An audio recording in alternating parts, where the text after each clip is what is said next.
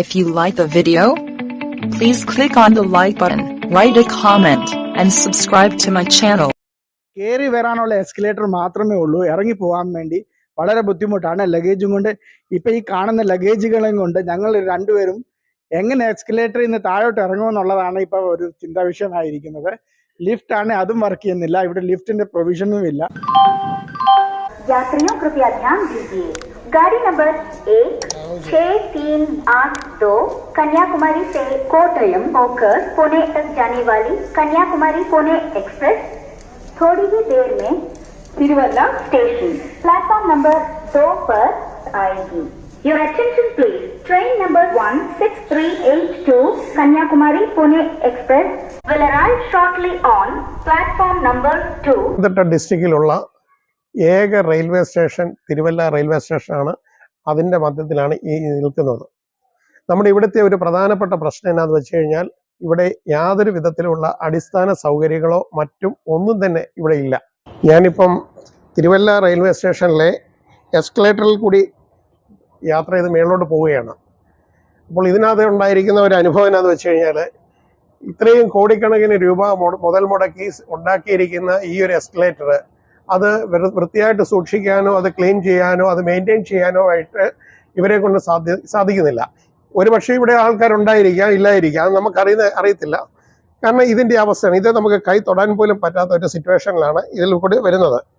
ഇതാണ് നമ്മുടെ ഇവിടുത്തെ ഈ തിരുവല്ലയിലെ ഈ ഒരു എസ്കലേറ്ററിൻ്റെ അവസ്ഥ. ഇതേപോലെ തന്നെ നമുക്കിവിടെ പല കാര്യങ്ങൾ കാണാനായിട്ട് സാധിക്കും. നമുക്ക് ഓരോന്നായിട്ട് വൺ ബൈ ആയിട്ട് നമ്മളിത് ഷൂട്ട് ചെയ്ത് കാണിക്കുന്നതായിരിക്കും. സ്ത്രീകൾ ഏറ്റവും ബുദ്ധിമുട്ടുന്ന ഒരു വിഷയം, നമുക്ക് ടോയ്ലറ്റിൽ പോകുന്ന ഒരു പ്രശ്നമുണ്ട്. അതിന് വേണ്ടുന്ന ഒരു സംവിധാനം ശരിക്കും പറഞ്ഞാൽ ഇവിടെ ഇല്ല.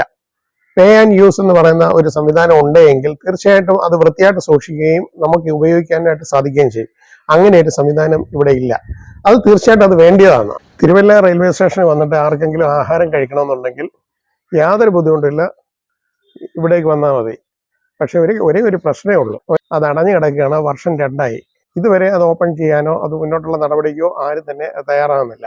ആരെങ്കിലും തിരുവല്ല റെയിൽവേ സ്റ്റേഷനിൽ വന്നിട്ട് ഭക്ഷണം കഴിക്കാമെന്ന് വിചാരിച്ചിട്ടുണ്ടെങ്കിൽ സാധ്യമാകുന്ന കാര്യമല്ല.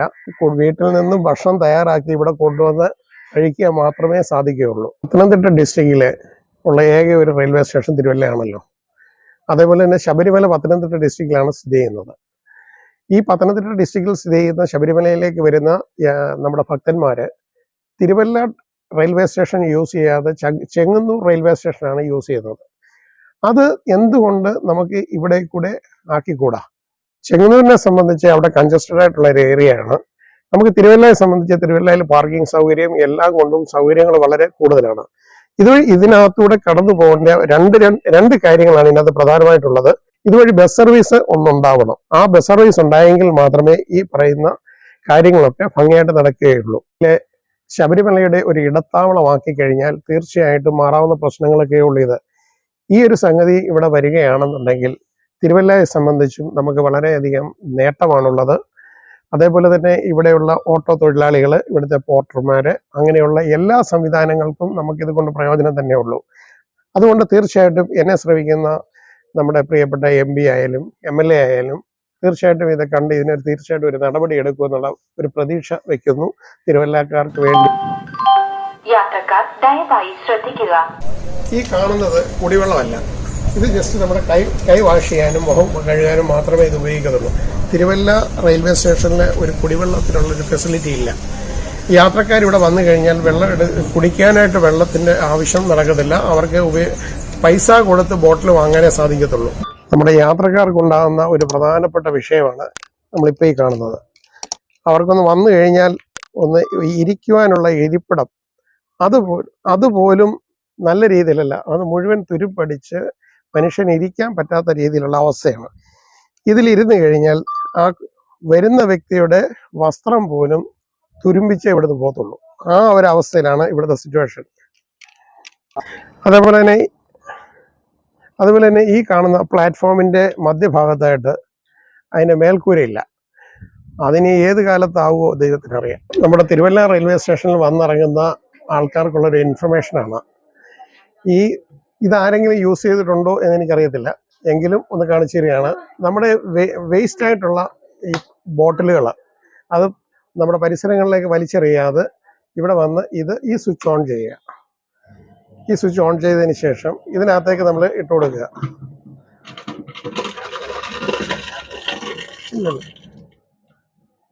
അപ്പോൾ നമ്മൾ ഇതിലേക്ക് ഇടുന്ന ഏതൊരു ബോട്ടിൻ്റെ അതിൻ്റെ ക്യാപ്പ് ഊരിക്കളഞ്ഞിട്ട് വേണം ഇതിനകത്തേക്ക് ഇടാൻ. അങ്ങനെയാണ് ഇതിനകത്ത് മെൻഷൻ ചെയ്തിരിക്കുന്നത്. ആ രീതിയിൽ യൂസ് ചെയ്യുക.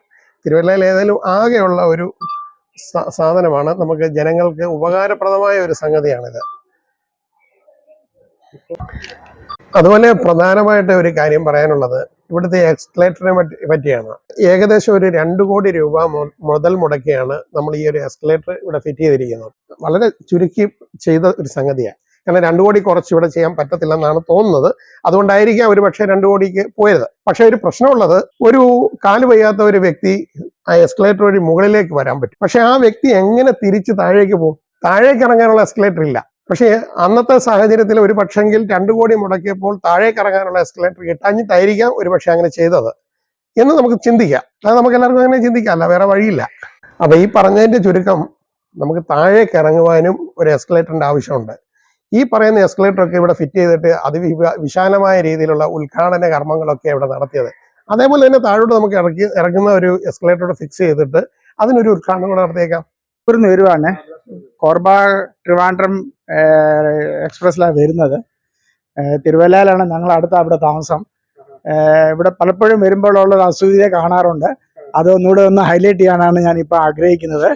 ഇവിടെ കയറി വരാനുള്ള എസ്കലേറ്റർ മാത്രമേ ഉള്ളൂ. ഇറങ്ങി പോകാൻ വേണ്ടി വളരെ ബുദ്ധിമുട്ടാണ്. ലഗേജും കൊണ്ട് ഇപ്പം ഈ കാണുന്ന ലഗേജുകളെയും കൊണ്ട് ഞങ്ങൾ രണ്ടുപേരും എങ്ങനെ എസ്കലേറ്ററിൽ നിന്ന് താഴോട്ട് ഇറങ്ങുമെന്നുള്ളതാണ് ഇപ്പോൾ ഒരു ചിന്താ വിഷയമായിരിക്കുന്നത്. ലിഫ്റ്റ് ആണ്, അതും വർക്ക് ചെയ്യുന്നില്ല. ഇവിടെ ലിഫ്റ്റിന്റെ പ്രൊവിഷനും ഇല്ല. അപ്പോൾ വരും ദിവസങ്ങളിൽ അല്ലെങ്കിൽ ഇതിനെക്കുറിച്ച് സീരിയസ് ആയി ഒന്ന് ചിന്തിക്കുകയോ അല്ലെങ്കിൽ ഈ ചെയ്ത എഞ്ചിനീയറിംഗ് വർക്കിനെ കുറിച്ച് രണ്ടാമത് ഒരു പുനർവിചാരണ ചെയ്യേണ്ട അത്യാവശ്യമാണ്. വരും ദിവസങ്ങളിൽ ഇതിന് ഒരു തീരുമാനം ഉണ്ടാവുമെന്നും അതൊരു ക്രമീകരണത്തിൽ വരുമെന്നും യാത്രക്കാർക്ക് അത് അസുവിധ മാറി സുവിധമായി ഇത് നടപ്പിലാക്കുമെന്ന് വിശ്വസിക്കുന്നു.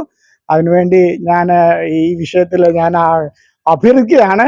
ഇനി അടുത്തൊരു പ്രാവശ്യം വരുമ്പോൾ ഇത് നിശ്ചയമായിട്ടും ഇതിന്റെ ഒരു പരിഹാരം കാണുമെന്ന് പ്രതീക്ഷിക്കുന്നു. Thank you. നമ്മുടെ പത്തനംതിട്ടയുടെ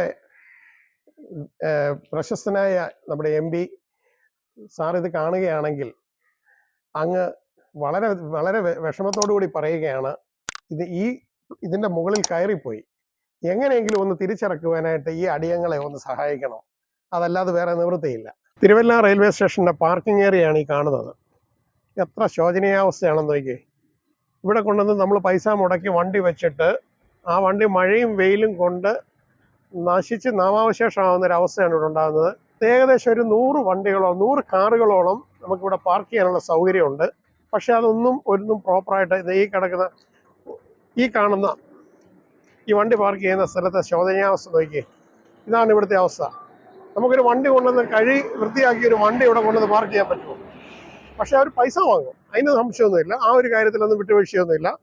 പക്ഷേ ഇത് വൃത്തിയായിട്ട് സൂക്ഷിക്കാനായിട്ട് ഇവിടെ യാതൊരു നടപടിയും സ്വീകരിക്കുന്നില്ല.